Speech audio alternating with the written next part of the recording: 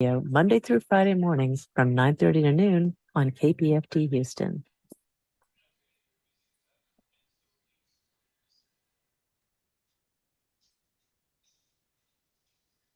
Welcome to Politics Done Right. I'm Egberto Willies, your host. Thank you so kindly for being with us this morning. Happy or good morning, everybody. Good morning, Houston. Good morning, Harris County. Good morning, state of Texas. Good morning, the country of the United States. How are all my people doing this morning? Hey, guys, we are doing a special show today. And before we get started, we want to give a big, humongous thank you to that control room because of the work that they've doing in there. We are broadcasting live from Chicago, the Netroots Nation 2023 conference in Chicago, brought to you by Howard Reynolds and Jack Van Beber. How are my peeps doing in there in the studio?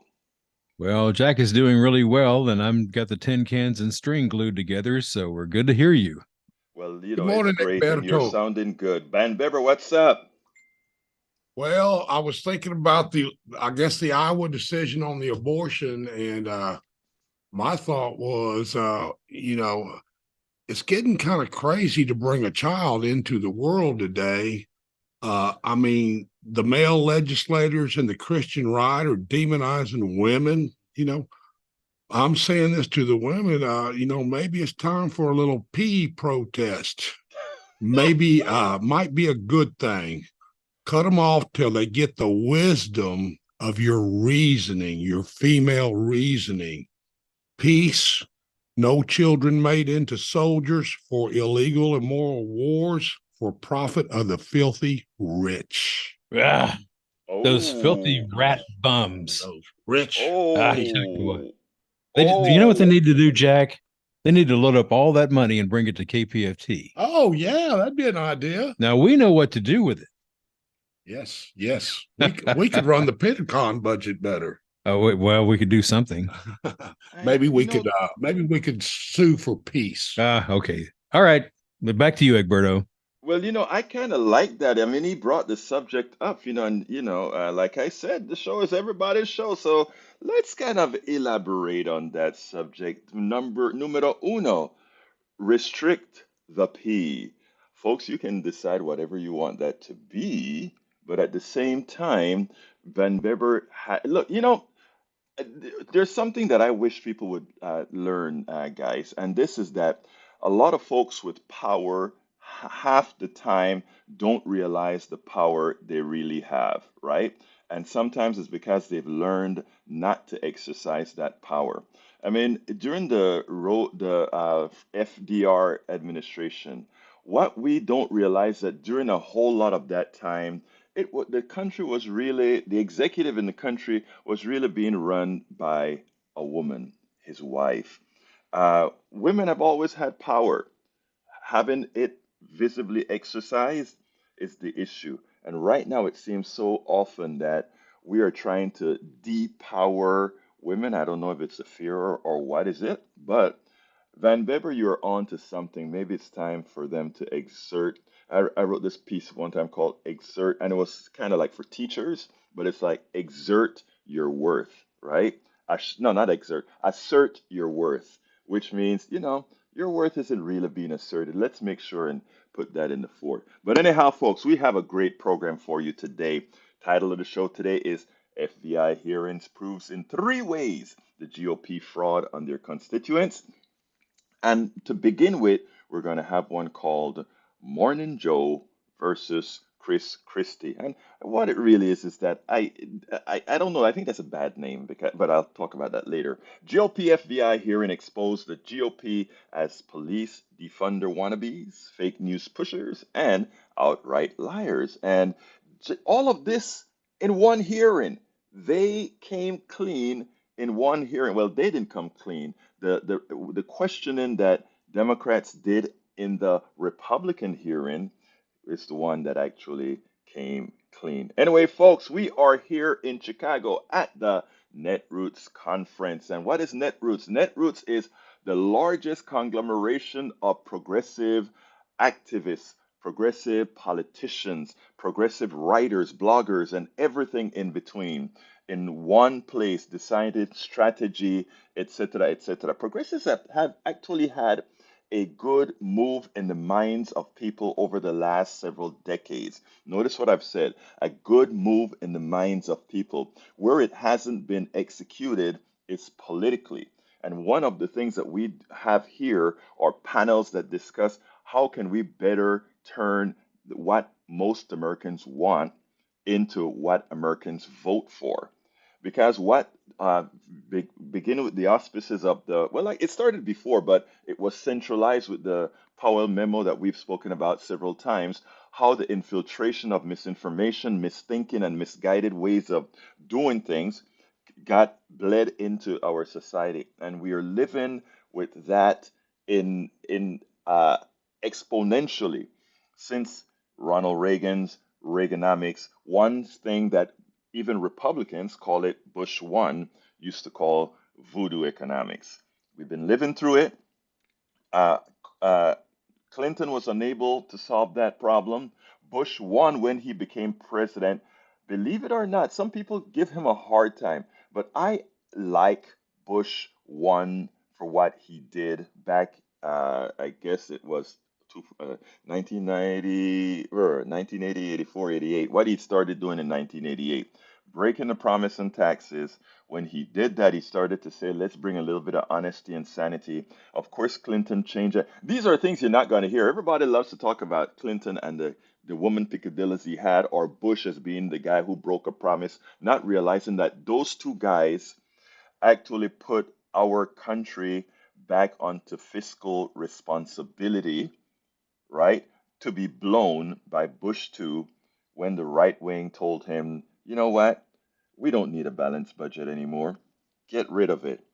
And Bush, I remember in those days, and nobody's going to tell you about that during his second administration, he said, um, didn't we give the rich people a big tax cut already? That's what he said. That's what he said in the back room. Say, shut up, Bush. Just do what we tell you to do. Give another tax cut. And I'm kind of making light of it, but this is some serious stuff that they did to really put us in the fiscal jam that we're in right now. And again, going back to what Van Bever had to talk about, the P word and women, putting that into expanding that from women and putting it onto the society says a whole lot. And what does it say? It says that we're doing so much that most of us don't want to do. So we are here in Chicago discussing strategies, and we are having a whole lot of, well, we will be having a lot of interviews. It starts as soon as I get off this show, I'll be heading down to the center to make sure that we are all set up. And we'll have interviews to play throughout several weeks here on KPFT that's pertinent to the work that we want to see done to ensure that, again, America doesn't become just the America that a lot of people advertise to the rest of the world, but that we live up to the advertisement of who we really are. Anyhow, folks, starting el programa, I want to remind everybody that you can reach us many ways at 90.1 FM. If you're in your car and on the dial, that's how you're listening to us right now. If you're home on the dial, I don't know how many people use the radio at home, but if you're home using the radio, that's how you can reach us. But guess what? You can download that program. Tune in from the Android store or the Apple store for your phone and search for KPFT and listen to us en vivo live. You can also go to kpft.org and listen to us live by just clicking on that listen button. But guess what? You can see us live, and you can even see me here right here in Chicago at facebook.com/KPFT Houston, facebook.com/KPFT Houston. And of course, you can watch us on YouTube by going to politicsdoneright.tv. Politicsdoneright.tv. Hey, I want to hear from you guys. Let's show that we are a community. Give us a call, 713-526-5738. Again, that number is 713-526-5738. 5738. Hit extension number 2, and Howard or Van Beber will put you on air right away. We want to hear from you. This is your program.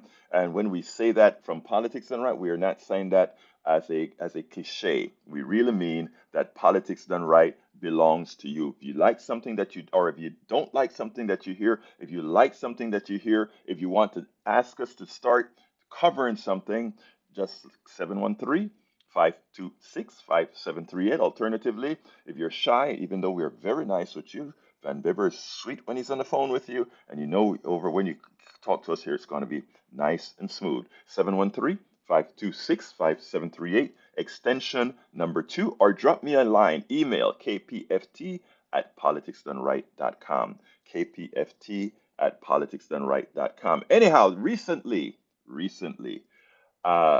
Christie appeared on MSNBC. To put it bluntly, I was pleasantly surprised to see him there because MSNBC have a tendency to put mostly yes people on. In other words, people that rings exactly with your own ideology. Many times they don't generally. I'm saying this. I'm not being critical here in just saying that most of the people who go on align very well with the host, and they don't necessarily challenge or take challenges, etc. What I like is I think a vibrant democracy doesn't require everybody to agree.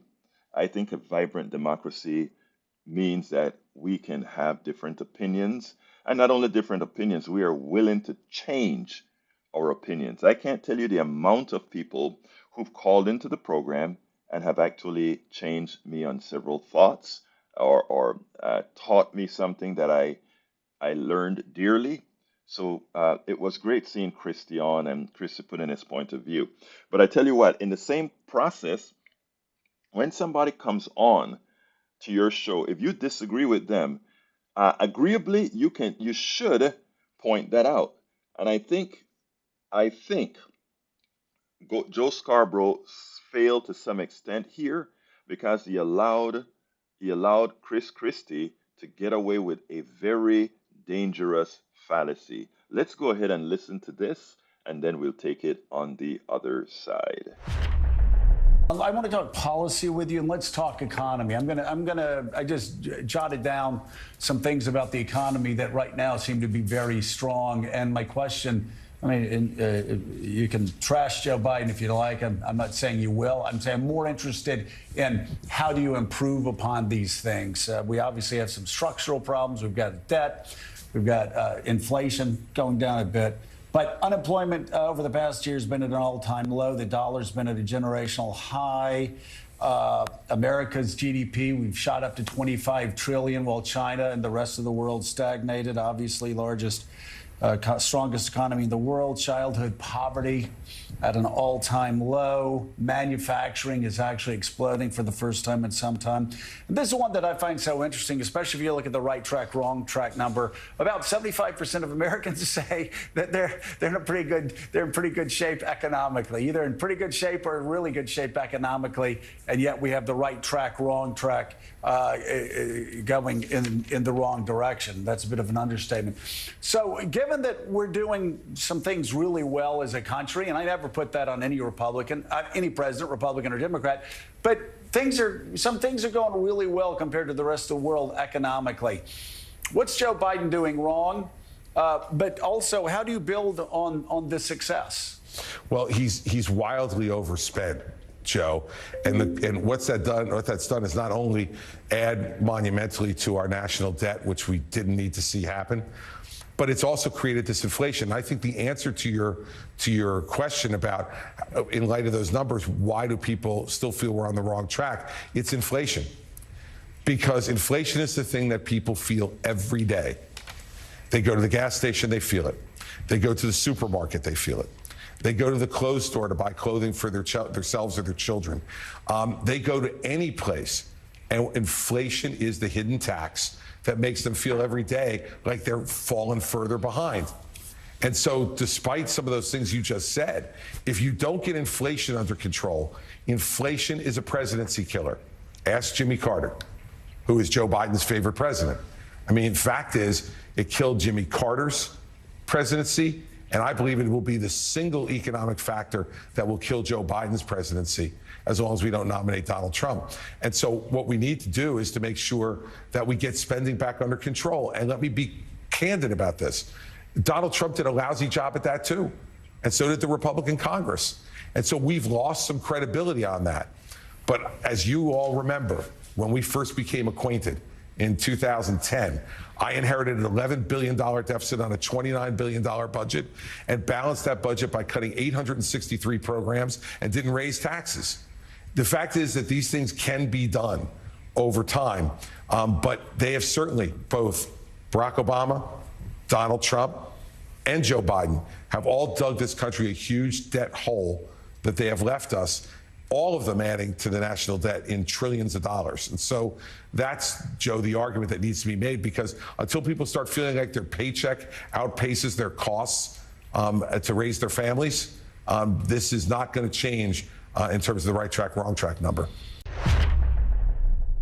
Now, here's the thing. Inflation, first of all, even as what the corporations are doing, is down to 3%. It's amazing. Last week, I mean, think about this. The Fed is looking for an inflation rate of 2%, a steady inflation rate of 2%. That is what they said is sustainable. You do want a certain level of inflation in your economy. There are economic reasons why we have that. I won't go into that right now. That's beyond the scope. But we are at 3%. But we are at 3% even with corporate greed. But I'm going to put that on hold for a second. Remember, we're going to get back to inflation. We're also going to get back to budget deficits. But before, I want to expand on this, and I want everybody to listen here intently. The fallacy that Christie gave, and Joe Scarborough knows it's a fallacy. Numero uno, the deficits isn't a Biden thing. And then notice what he did. He calculated in the way he answered the question. He did a Reagan, or rather, not he did the inflation was Obama, Trump, Biden. Notice what he did there. A Democrat, the Republican that I'm running against, and then whom again? Biden. So all these bad people that you shouldn't want is what he's saying. He never mentioned Bush. He never mentioned Clinton. He never mentioned Reagan. Carter had a small budget deficit when he left office, even with stagflation. Stagflation meaning high inflation, high unemployment, something that generally doesn't correlate. Usually, high inflation usually have fairly good employment rate. Low inflation, well, you know what I'm saying there. When you have high inflation at times, to break it, you try to drop the employment rate. That is the irresponsible nature of the capitalist structure that we have here. And there's some technicalities that we can go into. But anyway, as it turns out, Carter had a marginal budget deficit. The first non-war president to inflate the budget as a percentage of GDP, and I mean a huge value, is Ronald Reagan. And the reason was because Ronald Reagan practiced voodoo economics according to Bush. He practiced what we call supply side economics. But here's what he did. He practiced both of them. What's called supply side and Keynesian economics. What did he do? He started to spend a bunch of money because, he's not going to cut Social Security, even though he said he wanted to change all these programs, etc. In the beginning, because he had to run for election, he wouldn't do that, right? So we had Reagan spending a whole lot of money, but then also you had Reagan doing a whole lot of irresponsible things like cutting the budget. I mean, not cutting taxes. So he give all these wealthy people, drop the tax rate way down, which he eventually had to raise a tad bit, but they never called it a raise under Reagan. They did call it a raise under Bush 1. But anyhow, so he went ahead and created a raise. And by the way, I covered this in detail in my book, As I See It, Class Warfare is the Only Resort to Right-Wing Doom. Here, he raised that, but he raised that. He started that spending. He blew up spending on the military, and all of that. So he had the largest per capita debt in not in our history because we had World War II, et cetera, like no other. But then when Bush one came in, and notice he didn't call Bush one either. Bush one went ahead and said, I have to break my no new taxes promise and increase taxes a bit to sort of stop the bleeding that Reagan was doing. Reagan's economy looked strong because we were spending money like no other. Sort of what Biden had to do, right? Spend money like no other to inflate the economy, but for two different reasons, right? So anyhow, so that's why the economy really took off under Reagan. But then Clinton came in and proved the opposite. And notice the media doesn't cover this. The media, when was the last time you heard that the president that had the largest growth in employment wasn't the 16 million that Reagan created? It was the 21 million that was done under uh, Bill Clinton. How many people know that Bill Clinton's economy was much stronger than Reagan's economy? Reagan's economy is what always people always talk about because we came from stagflation to success. With Clinton, we came from budget deficits and a recession all the way into all the way into employment we had never seen in this country. The amount of people that were employed. Do you hear any of the media talking about that? You don't, but it's true. Look up the numbers. The president that has had the largest growth in employment, I haven't normalized it for Biden yet, but was Bill Clinton. But anytime you hear Bill Clinton, the only thing they talk about is Monica Lewinsky, as opposed to this guy had an exploding economy much better than Reagan. And let me tell you why the media doesn't cover that. Let me tell you why many organizations don't cover that. Because deep on the inside, everybody wants tax cuts for the wealthy. Here's the kicker. Here's the kicker, very important. If you say that we had two great economies, one under Reagan, where it was built on tax cut, military spending, and otherwise, and then you go and say, but you can have another way where you raise taxes, balance the budget, and you get an exploding economy. Wow, the people in Washington may start doing the right thing and start to say, wait a minute, you mean if we tax some more, we have an exploding economy. With an exploding economy, we will get reelected because what again? The economy is exploding. We're doing good. People are employed.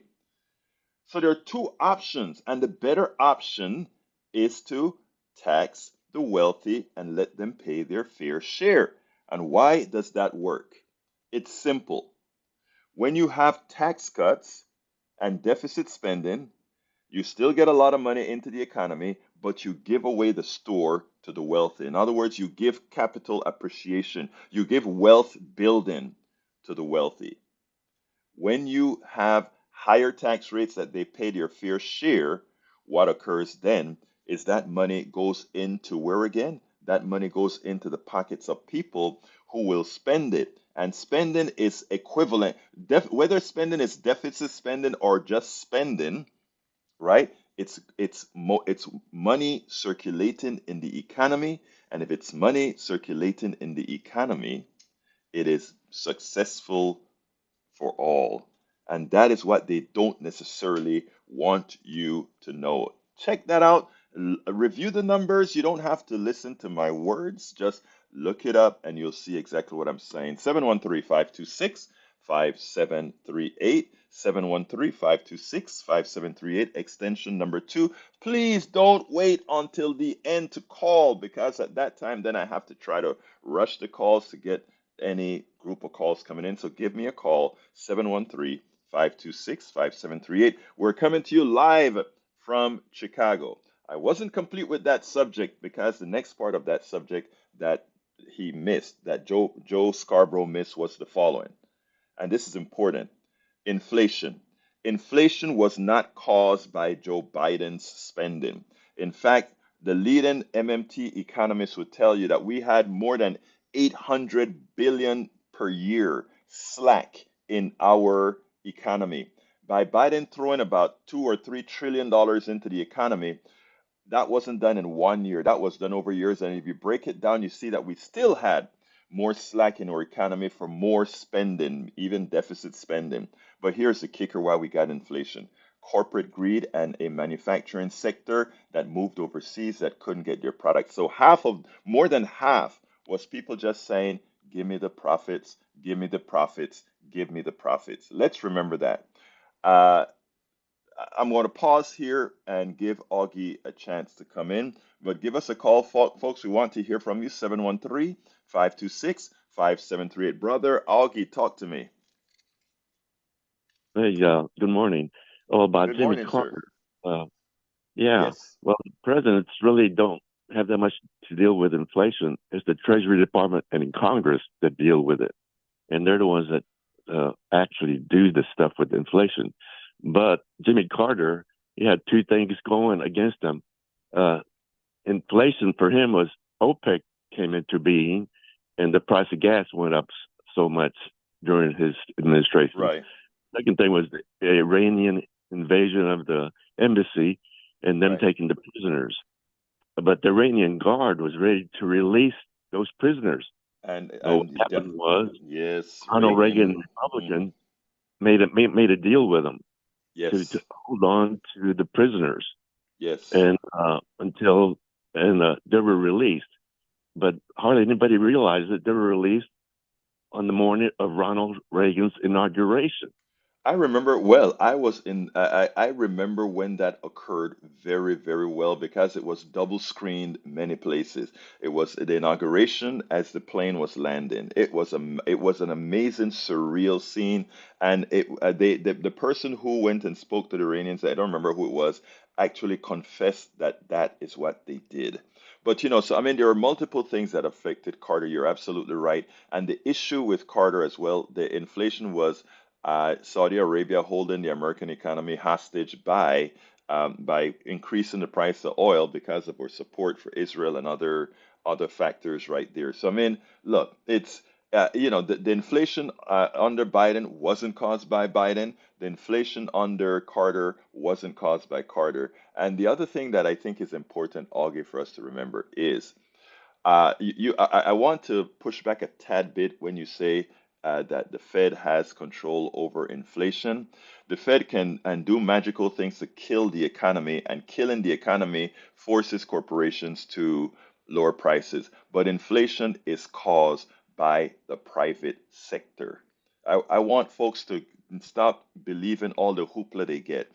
Inflation is caused by the private sector. Let's uh, our good friend, Representative Katie Porter, gave the best interpretation of that, and I'm so glad that she did it. She drew a chart that showed that the price increases were direct, more than half of the price increases is directly reflected if you go to Wall Street and you see all these guys ringing bells and saying our profit went up by X amount. Remember, the windfall profit on the top 750 companies right now is $1 trillion per year. That's profit they would not have otherwise had. I'm not talking about their total profit. That's just the extra profit, their windfall profit. And that can be directly correlated to 50% of our inflation rate. So when inflation was at 9% a couple of years ago, that was corporations, half of that, more than 4.5% of that was corporations just saying, I can legally pick your pocket. I can legally charge you more and I will charge you more. And the other half is also responsibility of the corporations. How is that the case? Because they're the ones who foolishly put all your eggs in one basket, put all your manufacturing overseas. As shipping went down, as people could no longer manufacture in China when they were shutting down to try to take care of the virus, it meant we were going to have supply chain problems because we put all our eggs in one basket. Whose fault is that? You can't blame a government for, well, the only thing you can blame is a government policy that allows them to take tax breaks to do that. But they are the ones who ultimately did it, and tax breaks or not, they're likely going to do it. And then what happens to mitigate that? We, the American people, created this new bill to build these chip factories back in the United States. I thought we were a capitalist country. Shouldn't the private sector be doing that all on their own? It just proved the fraud that we really are. Continue, Augie. Okay, yeah, you're right about corporations cause inflation. But another thing about Ronald Reagan is he didn't destroy Social Security, but he did do one thing. He did rate. It's the first time Social Security was ever taxed by the IRS. Was Ronald Reagan. Oh, And it's funny. Augie, hold on. I wanted because you made a very, very important point. Our people need to hear a very important point, Augie. Don't just stop there. If Reagan and Republicans are always talking about tax cuts for wealthy people, tax cut for corporations, how comes you gave a huge tax increase to those people, the poor, the middle class, who are on Social Security? Doesn't that automatically, what you just said, Augie, first of all, it's a fact. But what people have to realize with that as well is here is the truth.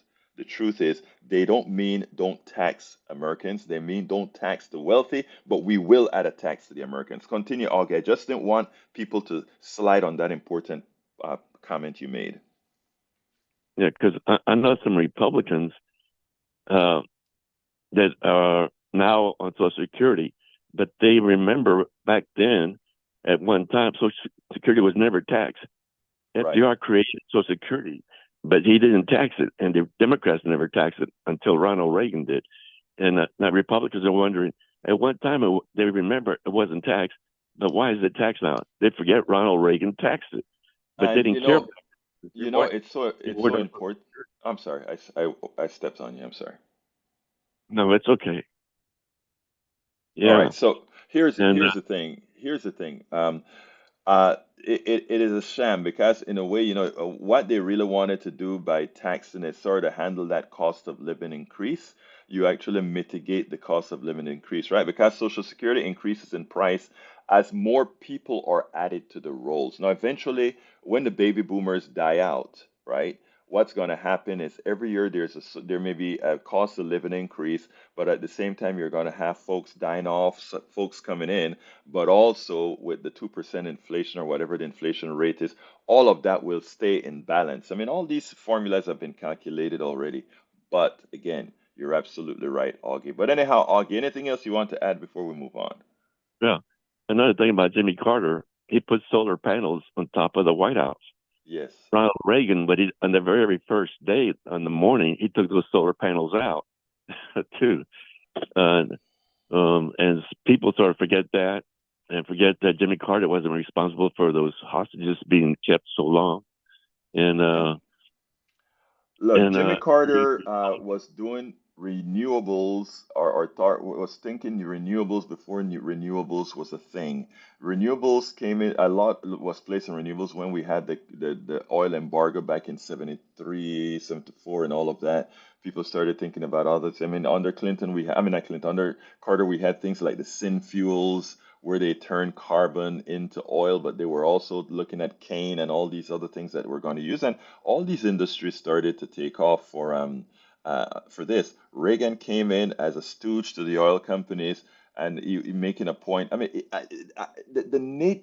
the thing that shows how little a mind is for somebody to come to the White House to make a statement as if it's a good statement to take the solar panels off.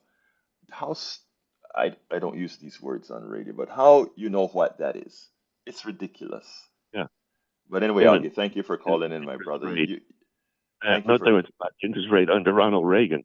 I bought a house, and it was double-digit interest rate. It was like 18%.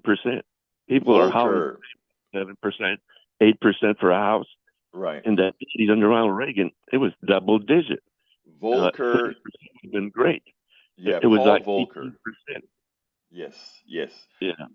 Paul Volcker came in, and his only goal was to kill inflation, and it didn't matter that in the process it killed people. That's their whole goal. They had a flawed economic system, and that is what he did. He brought interest rates all the way up to 21%. I think it was 21%. And I think mortgages reached 18%, if I recall. So people had little house with huge mortgages. It's ridiculous. But anyway, thank you very much for calling in, my brother. Thank you. Bye-bye. All right. Anyway, folks, give us a call. Augie is the first caller. Let's get some more and let's get some new callers. We've been getting new callers lately. I'd like to get somebody that's never called in if you called in before, but if you've never called in, call in as well. 713-526-5738. Again, that number is 713-526-5738. I just want to close out the Joe Scarborough portion by saying, pointing out the things that Christie said wrong. Wrong was that inflation was not created by Biden. It was created by greedy corporations and corporations who sold our soul by manufacturing overseas. So it's not what Katie Porter said that just over 50% of inflation was caused by the private sector. 100% of inflation was caused by the private sector. Our economy had enough slack to cover the amount of influx that President Biden put in there. And let me tell you how you know that the economy had enough capacity to handle that. It's simple. Inflation normally occurs when there are shortages. But you know what? There were shortages of eggs because of a flu virus or something. There's a shortage of certain manufactured products that came from China, but there was not a shortage of anything else. There was a glut of oil, even though they made you believe that the Russian war was going to make things even worse. It never was true, and that's why oil started to tank. So let's be clear here. 100% of inflation is a direct responsibility of the private sector. I would bet a finger to prove that to you. 100% was caused by the private sector. And let's be clear here. Don't you believe anything other than what is factually in front of you? The supply chain issue was done by the private sector. The price increases that they charge you was done by the private sector. The government did nothing but ensure, meaning the Biden's government, ensure that we didn't crash and burn after the thing. And I'm not even a Biden fan, but that is exactly what happened. 713-526-5738. Again, that number is 713-526-5738. Anyway, yesterday there was a crazy hearing in Congress. And the first one that I want to show you is since the last time we spoke, we kind of spoke a little bit about Hunter Biden. I don't like to cover the Hunter Biden story because I think it is so silly, right? But Matt Gaetz and all these guys, especially, I want you to see how they do that. The reality is the Hunter Biden transcript that's been running around the right wing has always been a fake. The laptop may not be a fake, but the stories about many of the stories about the laptop are fake. And look at how Matt Gaetz handled it with the FBI director that was appointed by a Republican and also acknowledged by a Republican Senate. Check this out. We'll take it on the other side. Florida Republican Congressman Matt Gaetz did a dramatic reading of a text that has been declared a complete fake by Hunter Biden's lawyer, the highly experienced and effective Abby Lowell, who wrote a 9-page letter to the House of Representatives showing all of the evidence that the text that is supposed to be from Hunter Biden and read by Congressman Gaetz today is completely and utterly fake. The text was supposed to have been written in 2017, but it includes a photo of Hunter Biden from 2022. Abby Lowell pointed out that everything about the image of the text is fake. In his letter to the Republicans in the House, he said both images portray the message in a blue bubble when WhatsApp messages are in green. One image superimposed the Chinese flag for the contact ID when surely that was not how a text or contact was kept. And then, of course, there is the too good to be true language of the text, which is just a perfectly written text for someone who is trying to suggest that Hunter Biden was using his father's influence in business deals.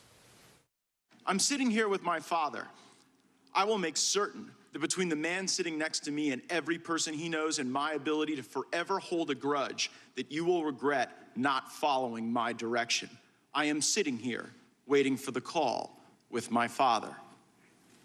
Sounds like a shakedown, doesn't it, Director? I'm not going to get into commenting on that. You seem deeply uncurious about it, don't you? Almost suspiciously uncurious. Are you protecting the Bidens? Absolutely not. The FBI Well, you does won't not answer and the has question. no Hold on. interest in You won't answer the protecting question anyone about whether or not politically. that's a shakedown, and everybody knows why you won't answer it. Because to the millions of people who will see this, they know it is, and your inability to acknowledge that is deeply revealing about you. Now, think about it. They already received a 9-page letter pointing out why it is a fallacy, why it is false, why it is a fake. Again, I repeat, a 9-page documentation was shown that the picture that was on that text from 2017 was actually done in 2022. They also showed you that the bubbles from Skype or from Zoom or whatever the text machine is that they use, the text tool application is, use different fonts, different graphics, etc.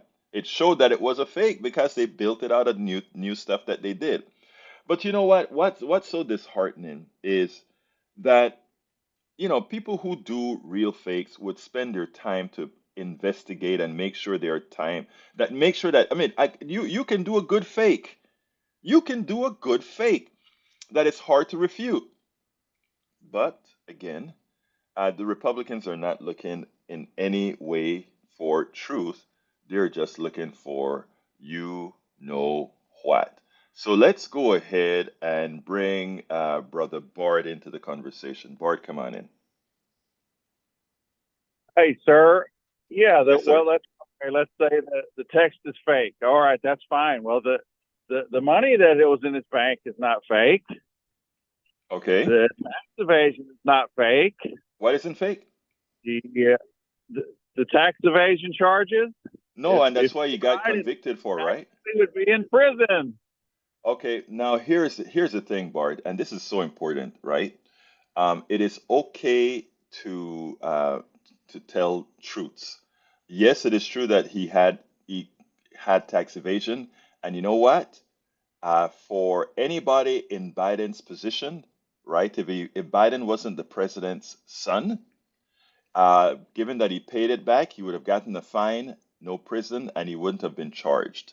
All right. But because he's the president's son, and because there are a lot of bards out there that are looking for this specifically, he got charged. He got charged because he was the president's son. Because this sort of picadillos happen over and over by wealthy folks all of the times. And with respect to the money, did he use his father to make money? You bet your life he did. But you guess who else does it? Every one of these kids except for the Carter kids. And that's why I love Carter. I love President Carter because he is likely the only real moral president we've ever had. Jimmy Carter was likely the only moral president we've had. And that said, when it came to El Senor, the Biden's son, yes, he used his name to get ahead. Yes, he did all those things. Yes, he was on drugs. Yes, all of that is true. But lying about about all the picadillos that the right is doing, it makes no sense. And at the same time, it looks hypocritical when you get $2 billion provided by the Saudis to Ivanka Trump's husband and wonder, wait a minute, what did he do to earn the right to have that $2 billion? Oh, wait a minute, he is Trump's kid. And also, why did Liv take their golf tournament to the Trump estate again after it was supposed to be? I mean, we can go down this rat hole. Notice I don't talk about these issues. You know why I don't talk about these issues, Brother Bard? Because it doesn't make Brother Bard's life better. And I'm trying to make not only your life better, but everybody's life better by allowing us to concentrate on the things in our economic system, the things in our society that does make life better. And if I can ever, Brother Bard, get you to get off of those issues, and we can have good ideological debates, but let's have debates about things that really matter. That's where I want to go. I love that you call into the show. I love that you say your piece, and you will always be a guest and friend of this show. Continue, my brother. Okay, I have a hypothetical Yes. scenario here. My belief is that Hunter is trying to take down his dad / crime family from the inside. Mm-hmm. That's why he's leaving the cocaine in the White House. That's why he's leaving the laptop at the laptop store. Mhm. That's why he's leaving these texts out there, and he's tired of Okay, wait. I thought you agreed that the text was false. using his influence to get money for his daddy. Ah, okay. Let me ask you this, sir. It's Did all I hear about you access. start? Did I hear you start the conversation with my belief is? No, this is a hypothetical scenario that this is my belief that That's what I'm Hunter saying. Okay, Biden and that's fine. You have the right for that tired belief. of- Yeah. I mean, look at You, the poor guy. He's on mhm. drugs. He's got Okay. all these problems. Why? Why? It's because of his family. Really? His dad. His dad is the problem. You really think so? Uh, Now, so every family that have a drug addicted kid, you think that that family is doing something just out of this world that caused that kid to be on drugs, right? You have any kids? I have 3. Okay, well, let me tell you something. If I find out that one of your kids does something that's illicit or is taking drugs, my first thing is not going to be to say, well, look at the bad parent that Bart is, because all of us have a little bit of bad parent streak in us, right? There's things I shouldn't have done with my daughter as far as spoiling her that probably would have made things. I mean, there are a lot of things like that, right? So no, no, Bart. I think, look, let me tell you, this is what I really think about you, right? I think that you are an ideological guy on the right. Uh, Yeah. can I finish? Just like you had a thought, your thoughts. I'm telling you my thoughts. The good thing about it is you can answer my thoughts while Biden can't answer what you thought about him. So my thought about you as a person is that you're a good guy, but you're ideologically on the right. And not only are you ideologically on the right, but you are in this school that I see on the right these days, where somehow the other side has to be demonized, right? In other words, the other day, I don't remember if it was you or somebody else called me and said I was a socialist American hating person, right? Which is far from the truth. I love the country. I love what it represents, and I love the ability that I have the ability as very small part in making it a better place, and that's what I want to do. But I think if I don't go out and judge you for your kids, I don't judge you for how your kids turn out. I judge you for the things that you do. And I wish a lot of you on the right, whether you're conservative or otherwise, try to do the same with those of us who claim that progressive mantra, because we don't hate you. I don't hate you at all. I don't hate you. I want to have the dialogue. In fact, I would sit down and have a cup of coffee with you, and I bet by the time we're done with the coffee, you'll have a different impression of what progressivism is all about, because it's not what you think it is. Okay. Go ahead, Bart. Come Go ahead. on. Mr. Biden's been in office 50 years. He's I been on the agree. dole 50 Too long, right? Too years. long. Do you And agree it's too long? now Do you oh, agree it's too long? absolutely. Okay, and you know Absolutely. what? The Those are things that, party has given hey, him wait, power. Bart, please hold, please hold, please hold. We agree that he's been in office too long. I think a lot of people are in office too long. But people can only be in office if people put them in office, right? Exactly. And what we have to do, if we don't like that, we work the system. As brother Howard. You guys always give me a reason to bring brother Howard in. Howard, come on, and what do they have to do again, Howard? Use Where's that right Howard? to vote. There you go. Use the right to vote. Vote them out. That's it. So Bart, don't Yeah. complain about Biden. Vote him out if that's what you want to do, or vote somebody sensible in. Bart, we have more in Uh, common than you would believe. All right, sure. I'm telling you. Go Oh, I ahead. agree. I agree. You and me agree. We're on the same page except for the Stop progressivism that. part. You and I going. Yeah, hey, Bart. When I get back to He did Houston, vote in 21. Bart, be quiet and listen to me for a second. I listen to you all the time. Come on, we got to go and have some coffee sometime. You hear me? All right, sounds good. We'll talk. Have a good one. Thank you for calling in. Corn Pop was a good dude. Think Goodbye, Bart. All right. Anyway, folks, I love my peeps. I love my peeps. I love all of my peeps. Anyhow, 713-526-5738. 713-526-5738. We are calling in, or rather, not calling in. We're giving you a show here from Chicago at the Net Roots Conference. Folks, I'm going to have some outtakes and cuts for you pretty shortly. While I don't want to go to the next video. It seems like there's another. If there's another call in, I think we're going to forego the other video because we may. I don't want to cramp the time of the callers. And you can always go to politicsdoneright.com/newsletter, politicsdoneright.com/newsletter to cover all the subjects that we are covering, that we were supposed to cover today. 713-526-5738. Come on in, Alex. How are you doing, my dear? Now, I never know if Alex is a woman or a man. So, Alex, come on in. No, well, this is Alexander, but everybody calls me Alex. So there you go. Talk to me, Alex. Thank you for your show and your time that you put in.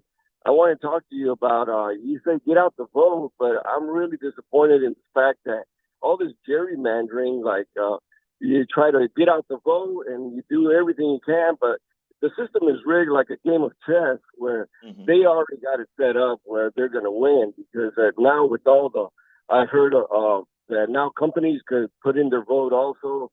So they're trying to eliminate the what your vote is. So I don't see how we could win unless we fix the gerrymandering that's going on. Okay, we need to fix the gerrymandering to make it easier for the people's voice to be heard proportionally. What I mean is that let's look at Wisconsin. Wisconsin is a 50-50 state, pretty much, a tad bit Democratic. And why? How do I know it's a tad bit Democratic? Because in the at-large races, mostly Democrats won. In the at-large races, mostly Democrats won. And what that means is when everybody puts their vote into one pool, that pool has a Democratic slant. Now, at the same time, Wisconsin has a near supermajority, if not a supermajority, in their legislature, which means Republicans, even though they make up just about 50% of the population, have about a 67% of the voting power. That is what gerrymandering does, right? But here's the thing. We can go ahead and say why it's defeatist because of gerrymandering, or we can also try to hit people where they really are. Let me give an example. In a lot of gerrymandered districts, a lot of people don't show up to vote because it's gerrymandered. And so let's say it's a plus 5 district for Republicans or that way. The way to mitigate that is to say we maximize our votes and then we work on changing minds. And how do we change minds? We go to the guts. I try to give an example here in Texas, right?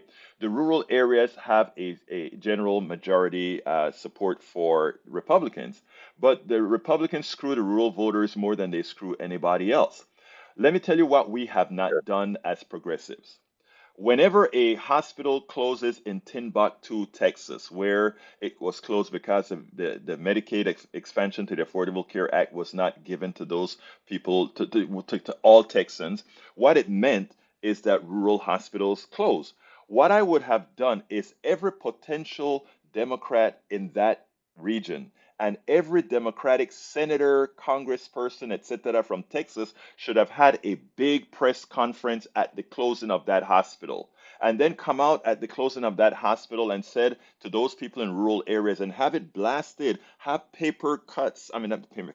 have paper flyers and everything on every door in rural America that says your hospital was closed courtesy of the Republican Party not extending the Medicaid expansion to the Affordable Care Act. There are a lot of things we can do to talk to people that we don't, right? And that is because when people talk about elitists in Washington, they're correct. When they talk about progressive elitists, they are right. I'm at the largest progressive conference right here. And some of the people that I'm going to interview, I'm going to talk to them exactly about this by saying, hey, you're a guy out there operating this stuff in Washington. Why is it when a hospital closed in North Carolina, you didn't have a big press conference where every one of the Democrats went there and said, because you voted for these guys and these guys, why didn't you show them materially how it killed their relatives? Why aren't you going through the obituaries in these local newspapers to find out why did this person die? Oh, the person died, they couldn't reach the hospital in time and they expired. Why aren't you turning those into stories? You know who does that very well? Republicans. They do that very well. They know how to turn those stories to change minds, and that's why those districts are Republican, because there is no pushback. So what I'm saying to people, my brother Alex, is we can't be defeatist with gerrymandering. We have to be proactive with gerrymandering. Go ahead, my friend. Yes, no, I realize that, but it's going to take some time when we could fix it and make it fair, where the people's vote is actually counted with, it's you have all these what do you call it, congressional votes, where Yes, the states vote, and I remember years ago when Bush was the state of Florida flipped yes, over there. It was already declared, and then they flipped it. And yes. I think it's just because of the gerrymandering that they're doing, where they're flipping No, all no. these Look, there's no small doubt. I areas. gotta cut you, Alex. We gotta go because I'm frozen on time here, and Robert, I mean Howard's going to kick me out. So look, you're absolutely right. We're working on that. Let's get the job done, but let's be proactive with it and not defeat us and say, voting's not going to work. Let's tell our people we got to keep voting. We have to get into the memory set of voting. And once we do that, it'll slow, as you said, you're absolutely right, but we can get the job done. Thank you so kindly for calling, brother Alex. All right, have a great day. Thank you for taking my call.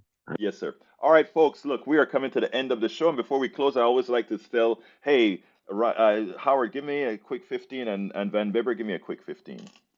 Great show today, and stay tuned for Democracy Now! With Amy Grittenman. And now, Jack. Uh,